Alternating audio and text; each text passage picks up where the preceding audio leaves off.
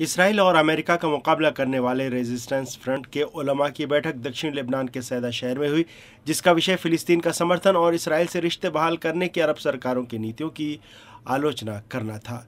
इस बैठक में उलमा ने भाग लिया।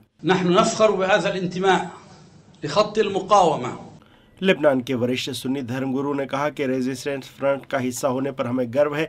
इसी रास्ते पर एकता के साथ चलकर हम फिलिस्तीन को आज़ाद करवा सकते हैं। जो मुस्लिम सरकारें गद्दारी कर रही हैं, उनका फिलिस्तीनी जनता के बीच कोई स्थान नहीं है। इमाम खुमैनी रहमहुल्लाह।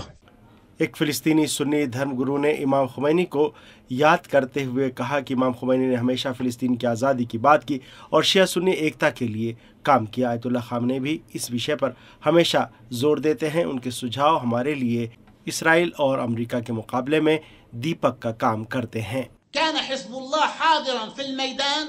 हिजबुल्लाह के deputy general secretary Sheikh Naim Qassem ने इस बैठक को संबोधित करते हुए कहा कि इस्लामी जगत के सबसे प्रमुख मुद्दे यानी फिलिस्तीन और इस्लामी रेजिस्टेंस को केंद्र में रखकर मुसलमान एकजुट हो सकते हैं और अपने मुद्दों को हल कर सकते हैं।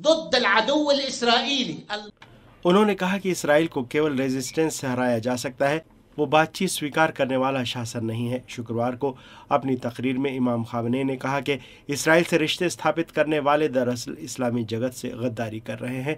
इसका मुकाबला किया जाना चाहिए।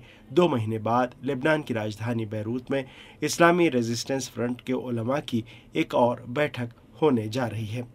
बैठक में शामिल उलमा ने कहा कि फ़िलिस्तीनियों की मदद के लिए और इसराइल से रिश्ते कायम करने की कुछ सरकारों की कोशिशों पर अंकुश लगाने के लिए ज़रूरी है कि इस्लामी जगत और मुस्लिम समुदाय पूरी दुनिया में आगे आए।